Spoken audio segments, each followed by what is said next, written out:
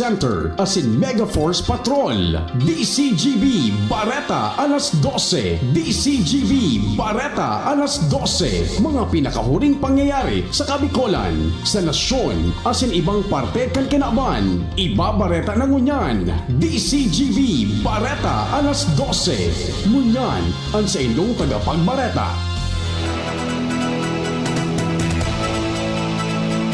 Diyos maray na odto sa Indo Gabos mga tugang ngayon na aldaw nin Lunes, Hunyo 29, 2026, inian Bareta alas 12. Ako po si Bert Nunez ang sa Indong tagapagbareta. Pagsarado nin tinampo sa nagkapirang lugar sa Legazpi City, ipapautob at yan alas 3 nin hapon sa opening kan celebratory phase kan Diocesan Diamond Jubilee. 56 na handheld metal detector sa DepEd Legazpi Schools Division Office na i-turn over kasabagong aga ni Legazpi Mayor Hisham Ismail. First palengke caravan kan SSS sa Albay naging matrayumpo. Sa lado nasyonal PBBM piglansar ang DBM Compass para mabantayan ang pundo kan gobyerno. PBBM nagpaluwas nin direktiba sa mga ahensya nin gobyerno na pakusugon ang proteksyon sa mga kaakian. Senate President Win Gatchalian handa na maging presiding officer kan impeachment court. Boy Scout na nagadan sa pambabadil sa San Jose National High School asin iba pang residentes kan Tacloban City dapat tawan nin pagmidbid ni PBBM. Sa lado nin sports, Pinay tennis star Alex Iyala posibleng makalaban si Serena Williams sa Wimbledon Open. Bareta sa ibang nasyon, grabing heatwave sa Europa nagdaranin panic buying nin aircon sa France. Dakol na senior citizen nagadan sa nasabing lugar. Iyan po mga tugang ang headlines kunyan sa detalyes kan mga bareta. Ang baretang ini hatod sa Indukan. Artrisin Joint Supplement. Bumabagal ang galaw dahil sa joint pain at arthritis. Mag-Artrisin. Pigabisuhan ang mga motorista asin biyahero na lauman ang pagsasara sa nagkapirang tinampo sa siyudad ngunyan sa Lunes, Hunyo 29, 2026 bilang parte kan opening kan celebratory phase kan Diocesan Diamond Jubilee. Sa entrevista kan DCGB News kay Legazpi Public Safety Office o PSO Head Octavio Rivero na ipapautob ang road closure magpuon alas 3 nin hapon sagkod alas 9 nin banggi mantang mapuon ang programa alas 4:30 nin hapon. Katakod kay ni dapat sunodon kan publiko ang alternatibong ruta asin ang mga traffic personnel na nakadeploy sa lugar. Sarado ang tinampo sa Rizal Street Junction, Reyes Street, Sicatuna Street, Pasiring Rivera Street, Governor Locsin Street, Vinson Street, Rosario Street, Pasiring Serrano Street. Ang mga bihikulo hali sa 1st District asin Legazpi, papasiring sa Daraga, pwedeng gamiton ang Rizal Street, turn right, papasiring sa Maria Clara Street, left turn to Governor Locsin Street, right turn to Balintawak Street, left Akende Drive, turn right to Vinson Street off to destination. Ang mga bihikulo hali 3rd District and Daraga going Legazpi City proper and downtown Legazpi City pwedeng mag-iagi sa Sicatuna Street, left turn to C. Imperial Street, turn to Rizal Street.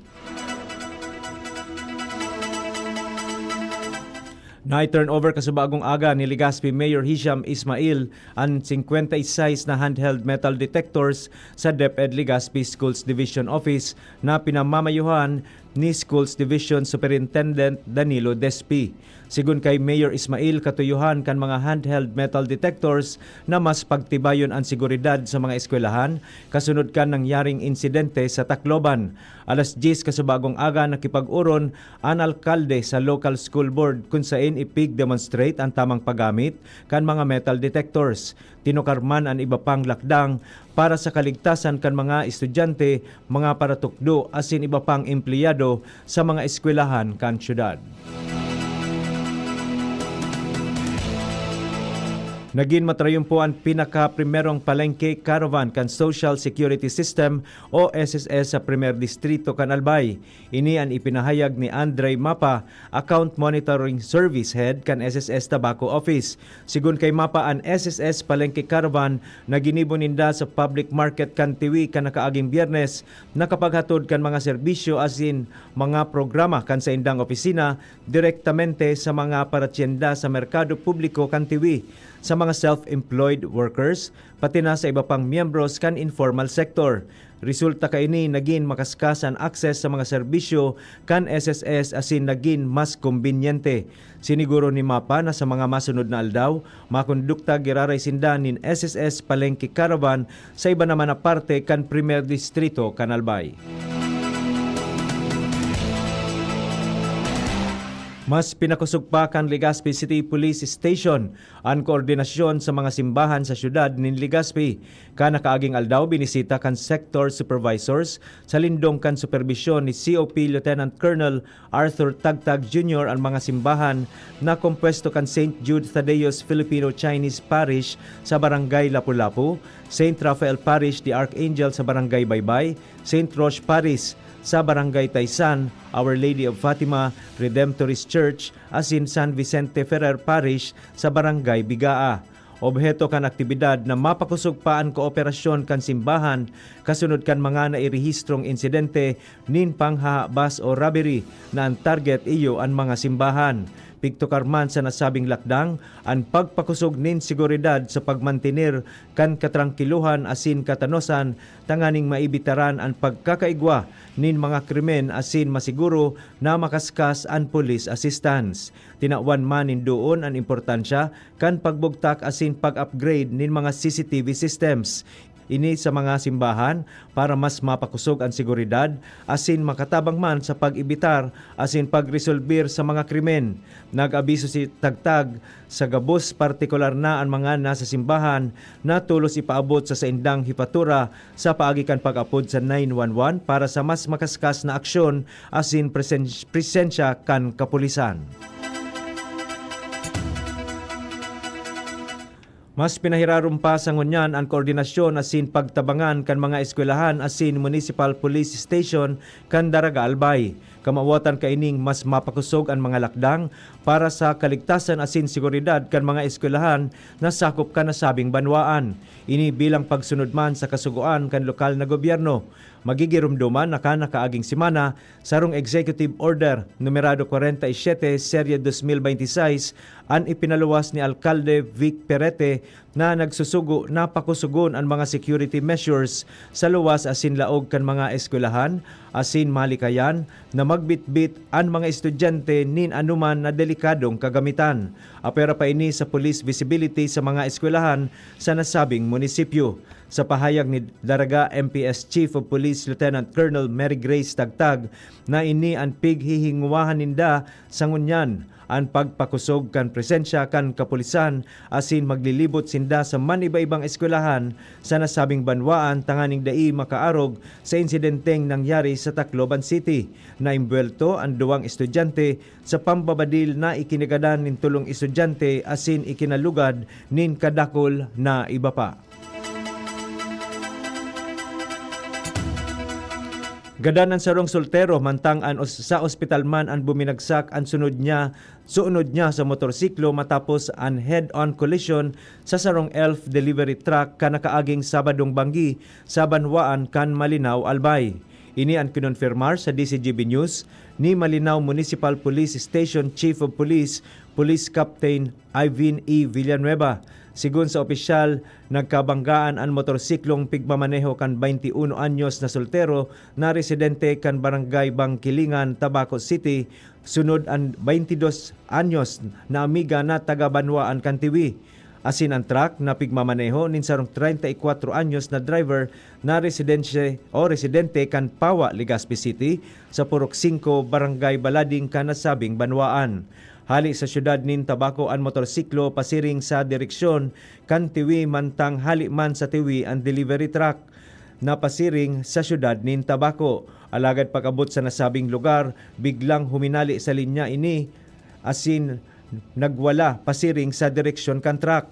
Resulta, head-on collision kung sain linasik ang sunod na babae pero ligtas asina sa ospital mantang ang driver kan motorsiklo dinimalas na nagadan matapos na maguyod pa ang truck kasabay ang motorsiklo na nagresulta sa pagkalayo asin nasulo ng padagos.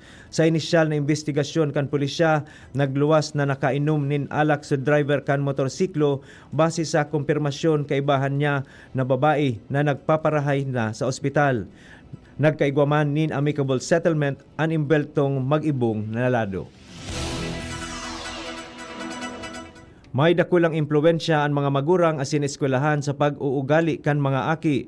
Sa entrevista kan DCGB News kay sociologist Dr. Noel Rafer, sa iyang sinabi na ang mga nahihiling, nadadangog asin na e-eksperyensya kan mga aki sa laog kan harong pwedeng magkaigwanin dakulang epekto sa saindang pag-uugali asin pagtubod sa buhay. Sigun kay Rafer kung ano ang ginibo kan mga magurang, pig-aarog asin ipig ko konsiderar na tama kan mga aki. Dailan para magin maray na halimbawa ang mga magurang sa pagdakula asin development kan mga aki. Abangan pa ang ibang mga bareta sa pagbabalik kan Bareta alas 12.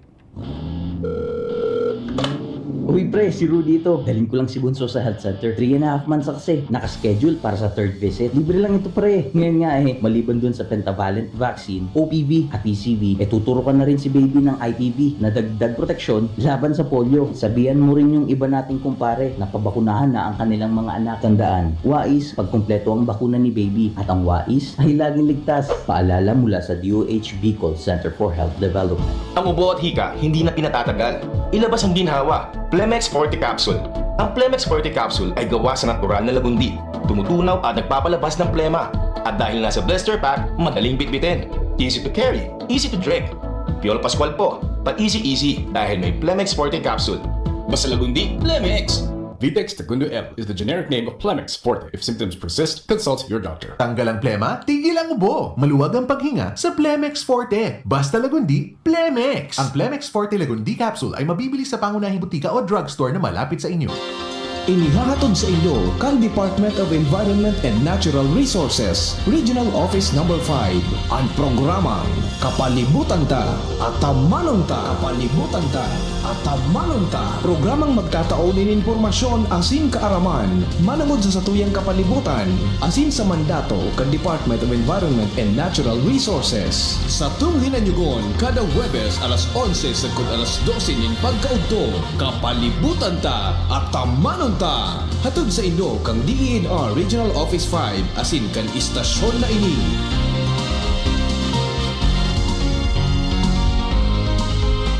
School days are back with Metro Supermarket. Back to school ready, set, save deals. Enjoy discounts, bundle offers, and a free gift with purchase. Get a chance to win exciting prizes in our e-raffle promo. Win for yourself 5 winners of Asus laptops plus Epson EcoTag printer. 20 winners of tuition fee assistance worth 50,000 pesos each. Win for your school 25 winners of Metro gift certificates worth 8,000 pesos each. See in-store posters for full mechanics. Per DTI Fair Trade Permit number FTB 256629 series of 2026. Discover the beauty of playing brightly with New Star Online, a world of smart play and luxury entertainment now in your hands. New Star Online. Have fun. Take it easy. Gambling is for 21 years old and above only. Gambling can be addictive. Know when to stop. Email at responsiblegaming@pagcor.ph. Discover the beauty of playing brightly with New Star Online. Luxury entertainment now in your hands. Gambling is for 21 years old and above only. Gambling can be addictive. Know when to stop. Email at responsiblegaming@pagcor.ph. DZGB News Minded. Balik po kita mga tugang sa Bareta alas 12 para sa detalyes kan mga bareta sa lado nasyonal asin iba pa.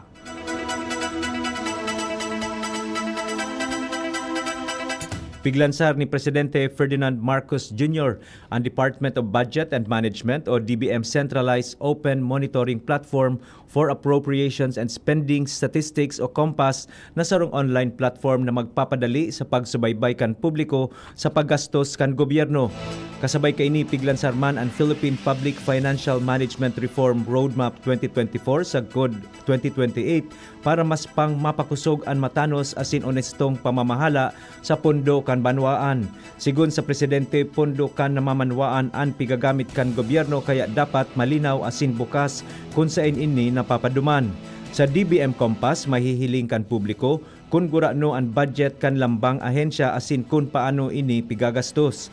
Makakatabang ang sistema para masiguro na napapaduman ang pondo sa mga serbisyong kaipuhan kan mga namamanwaan, kaibahan ang pagpapatindog kan mga eskwelahan, pagpapagayon kan mga ospital, suporta sa mga paraoma asin parasira, mga proyektong pang-infrastruktura asin distribusyon nin ayuda. Ipinag-orden man ni Presidente Marcos ang gabos na ahensya kan gobyerno na siguruhon na matanos ang pigagamit nin pundo, maparikas ang pagpapautob kan mga proyekto. Siniguro ni Senate President Sherwin Gatchalian na siya ang matindog na presiding officer kan impeachment court para sa impeachment trial ni Vice President Sara Duterte. Sigun kay Gatchalian, nakapalaman sa rules kan Senate Impeachment Court na ang Senate President ang presiding officer asin ini ang direksyon ngunyan kan Senado. Sinabi kan Senador na sa katunayan handa siya para digdi. Parte kan sa iyang reparasyon o preparasyon bilang presiding officer ang pag-aadal sa apat na articles of impeachment na pigsumiter kan prosekusyon siring man ang pag-aadal kan procedures kan mga nakaaging impeachment trials asin pagkonsulta sa mga legal experts. Dagdag man sa pigahandaan kan Senado ang pisikal na aspeto kan proceedings asin ang makusog na seguridad. Apisar kan aminado si Gatchalian na piot ang schedule ngunya na si manang ini siniguro kan Senate President na diretso na ang impeachment trial sa Hulyo 6. Nangapodan si Presidente Ferdinand Marcos Jr. na pakusugon ang proteksyon sa mga hobenes matapos ang magkakasunod na trahedya sa nagkapirang eskwelahan. Pinag-unambitan kan Presidente ang pambabadil sa mga estudyante sa Tacloban City. Duwang insidente nin pananaksak sa mga eskwelahan sa Cavite asin pagkalunod kan duwang student athletes sa sarong team building activity. Sigun sa Presidente, bilang sarong ama, naghahadit siya sa kaligtasan kan kada aki asin daing magurang ang dapat na maghadit na palaugon ang sa indang aki sa eskwelahan. Katakod kay ini nag-apelar ang Presidente sa mga magurang, eskwelahan, gobyerno asin komunidad na magkasararo para masiguro ang kaligtasan kan mga aki. Ipinag-orden man niya sa Department of Education o DepEd, Department of Health, Philippine National Police asin sa mga lokal na gobyerno na pakusugon ang mga lakdang para maprotehiran ang mga estudyante. Tinawan man nindoon kan Presidente ang importansya kan pagturo nin marhay na ugali, tamang pagpapahalaga asin pagrespeto sa buhay. Nangangapudan si Senior Citizen Party List Representative Rodolfo Ompong Ordanes kay Presidente Ferdinand Marcos Jr. na aksyonanin formal na pagmidbid ang Boy Scout na nagadan dahil sa paghinguwa na protehiran ang sa iyang mga kaklase asin paratukdo laban sa pambabadil kan mga nakaaging aldaw kan duwang minor de edad sa laog kan San Jose National High School sa Tacloban City. Tinawan doon ni Ordanes na magkakanigo na tawan in onra ang nasabing Boy Scout dahil sa ipinahiling kaining kabayanihan na isarado ang pinto kan sa indang classroom para mailigtas kontra sa mga suspects an sa iyang mga classmates asin teacher katrokis kan sa iyang buhay. Apero digdi ipinag-insistir ni Ordanes na dapat man midbidon ang mga residente kan Tacloban na tulos umaksyon sa mga biktimang estudyante siring ang mga guminibo kan citizens arrest sa duwang minor de edad na nagadan. Inomoman ni Ordanes ang mga tauhan kan Philippine National Police asin Bureau of Fire Protection na nagpahiling nin isog, professionalism asin dedikasyon sa makaskas na pag-utob sa saindang trabaho kan mangyari ang makaturotresting insidente. Ibinusol ni Investment Cesar asin Finance Secretary Frederick Go ang foreign investment sa renewable energy para mapakusog ang supply ng kuryente makakrear nin trabaho asin makatabang sa ekonomiya ka nasyon.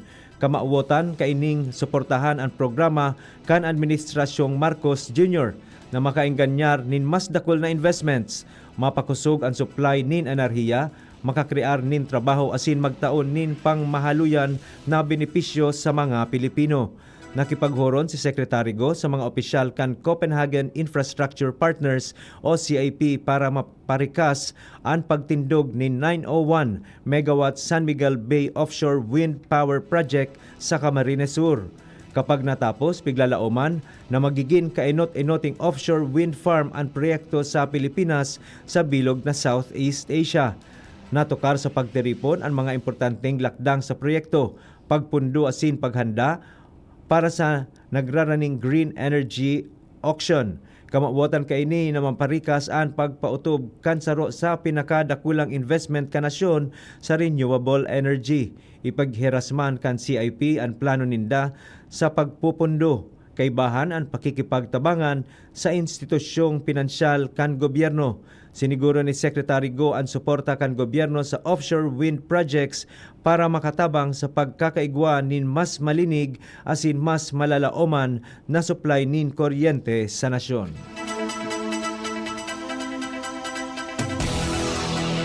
Uminabot sa 4 na barko kan China ang nahiling na nagsusunod sa pinakahuring maritime cooperative activity kan Pilipinas asin Estados Unidos sa West Philippine Sea, partikular sa bisinidad kan Bajo de Masinloc. Ini ang primerong MCA sa lugar pun kan mahali ang Chinese floating structure sa laog kan Bahua. Day naging kontrobersyal dahil sa pigsasabing illegal na presensya kaini. Sigun sa report kan Armed Forces of the Philippines o AFP na kaibahan sa mga barko kan China ang duwang Jiangkai class frigates, sarong Jingdao class corvette asin sarong auxiliary tanker. Apera digdi sarong Chinese Maritime Patrol aircraft sa ibabaw kan lugar mantang pigigibo ang drills. Apisar kan presensya kan mga barko kan China, matrayumpo na nagibo kan AFP asin USD forces ang mga nakatalaan na aktibidad aron kan search and rescue operations, visit board search and seizure drills asin division tactics. Ang MCA parte kan mas mahiwas na sa Laknib 2026 joint military exercise na pinagpartisiparan kan Japan, New Zealand asin Australia. Kamawatan kaini na pakusugon ang maritime domain awareness asin interoperability kan mga kaalyadong nasyon sa tahaw kan padagos na tensyon sa West Philippine Sea. Sa pahayag kan AFP, tinawan nindoon nindang ang sa indang aktibidad legal asin susog sa international law. Asin parte kan pagpapautob nin arbitral ruling kan 2016 na nagbasura sa mahiwas na claim kan China sa nasabing kadagatan. Hinagad kan Philippine National Police o PNP sa mga eskwelahan sa irarom kan DepEd asin CHED na abisuhan ang mga kapulisan kung magkakaigwanin major off-campus activities. Maawat kaining masiguro ang proper security assessment, emergency response planning, traffic management asin kung in kaso kaipuhanan nin rescue asin atensyong medikal kan mga estudyante. Kasunod ini kan pagkagadan kan Ateneo student athletes na sina Rene Baterbonia asin Divine Adile sa team building sa Aurora. Sigun kay PNP Chief General Jose Melencio Nartates Jr. na kada nakaturo sa makaturo testing insidente na imbelto ang mga estudyante, nagpapagirumdum sa tuya na ang kaligtasan dapat enot sa gabos. Sinabi niyang papakusugon ninda ang koordinasyon sa DepEd, CHED asin lokal na gobyerno para masiguro na nakalatag ang proper security and safety measures para sa kaligtasan kan mga learners.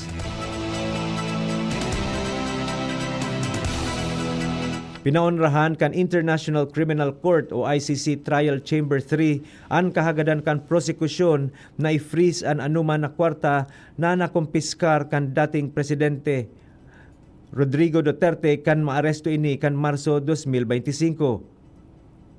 Sigun sa dokumentong isinapubliko kan nakaaging aldaw ang desisyon kasunod kan kahagadan kan prosekusyon kan Mayo 1. Bako pang malinaw ang eksaktong kantidad kan kwartang pigsasabing nakuha hali sa dating presidente. Mientras na naghagad man kan prosekusyon nin akses sa iba pang mga gamit na na-recover hali kay FPRRD. Maski ngani daipig kontra kan depensa ang pag-uugid sa nagkapirang nakumpiskar na kagamitan, kwinesyon ni Defense Counsel Peter Hines sa pag-akses sa mga llave na nasa kustudiya kan ICC registry. Hinagad man kan depensa sa prosekusyon na magkondukta nin magkakanigong lakdang sa paglimitar kan mga personal na impormasyon ni Duterte o kan sa iyang pamilya asin tulos ining punason o permanenteng halion kundi ikaipuhan sa investigasyon.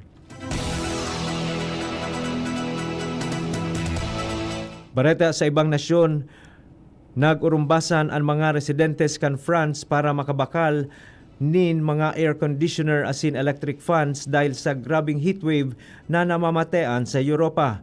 Sa sarong video na viral sa social media, sarong supermarket ang rinuso matapos mag-urumbasan palaog ang mga customers maski minabukas pa sa naini para magbakal nin cooling appliance.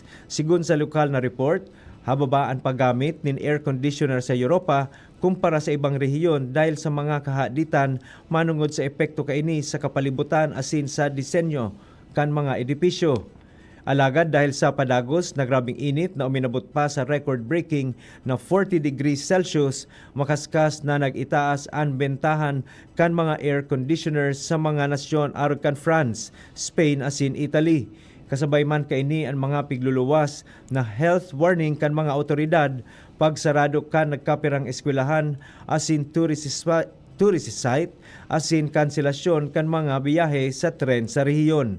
Sa pinakahuring report maabot sa 1,000 na kadagdagan na pagkagadan ang nairehistro kaysa sa piglalaoman na numero sa makusog na heatwave sa dakulang parte kan France.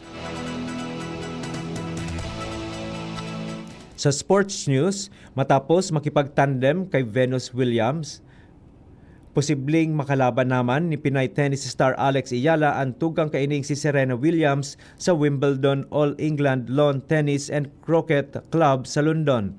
Magiging difficile para kay Ayala ang pigmamawot niyang Grand Slam breakthrough dahil sa gabat kan mga kalaban. Si Serena iyo ang dating world number 1 as in 23-time Grand Slam champion. Enot na makakalaban kan 21 anyos na Pinay netter si Renata Zarazua kan Mexico sa opening round kan nasabing Grand Slam event. Si Zarazua dating doubles partner ni Ayala sa 2025 French Open kung saan nakaabot ang duwa sa second round. Mantang makakalaban ni Serena Williams sa opening round si Maha Joint kan Australia. Ultimong nagkawat si Williams sa professional tennis kayto kan 2022. Inimbento kan mga textile engineers sa De La Salle University and Fabric C sarong tela na automatikong nag-a-adjust sa temperatura kan lawas nin tawo. Gamit ang encapsulated phase change materials, kapag mainit ang panahon, naglilipot ang tela. Kapag malipot, mainit man ini. Day na kaipuhan nin baterya o kuryente, nagkukuha ini nin enerhiya hali sa init kan lawas. Sa test sa sarong saudan sa Quezon City, nabawasan ang paggamit kan electric fan as in aircon kan 70% sa mga nagamit kaini. Istorya na iiba! Nairehistro sa Guinness World Records ang sarong tukawan na nagpapakaturog nin tawo sa laog nin 20 segundo sa pagsasadiri ni Aling Nena. Napatunayan ini sa sanggatos na tawo sa sarong covered court sa Batangas kung sain sabay sindang nakatukaw. Alagad sabay man na nakaturog, sabay man na nagimata. Pigmidbid ini bilang pinakahalabang sabay-sabay na pag-idlip sa Guinness World Record. Flashback! Ngunya na Hunyo 29 taon 1951 ipig-establisir ni Pope Pius XII ang Diocese kan Legazpi sa paagi kan Apostolic Constitution ko in Filipina Republika na iyuan poon kan 75 taon of faithful service, evangelization as in pastoral mission sa probinsya kan Albay. Kasabay kan selebrasyon kan Diamond Jubilee ngunya na aldaw na may temang biniyayaan, inaantabayan, sinusugo. Nagpahayag nin kaugmahan si Obispo Bong Bailon kasabay an mga kapadean, religious groups asin an komunidad kasabay kan pagpangadji na magpapadagos an misyon kan diocese. Minapaabot man ini nin pagbati ang PBN Broadcasting Network DCGB-AM sa 75th Jubilee Celebration kan Diocese kan Legazpi ad multos anos. Mga tugang, iyan na po ang kabilugan kan sa tuyang alas 12 mga bareta tinipon asin kinalap sa DCGB News. Sa pangaran kan mga nagsurat kan bareta na pinamamayuhan kan sa tuyang News Manager and News Director Sir Mar de la Cruz, kay ba si Miss Nicole Ann Gloriani, Social Media Writers Miss Jenny Mancho Balyaran, Misha Rameleron at si Mr. Jimos Barrios. Sa lado technical kay banta po si Chief Ramir Tanay. Sa lado technical kay banta po si Chief Ramir Tanay asin si Sir June Napolis, Mr. Jerome Nico Martinez asin sa tuya pong mga OJTs na sina Joven Ingalia, Carmel Hervera. Sa ngaran po kan bilog na tropa kan Megaforce Patrol asin sa pangaran kan mga nag-aantabay sa DCGB News Facebook page, DCGB YouTube channel, DCGB Live App asin sa 729 kHz sa dial kan sa indong mga radyo. Ako po si Bert Duñez ang sa indong tagapagbareta. Abangan po ang masunod na programa Iskaramusa with Miss Angel Mostasa. Always number one, always DCGB. Salamat po. God bless everyone. Sa indong nadangog ang mga dalakulang bareta ngunya na aldaw. Ang tabayan ng giraray sa aga ang sarupang edisyon kan DCGB Bareta alas 12. Abangan ang masunod na programa. Bakunang angat, serbi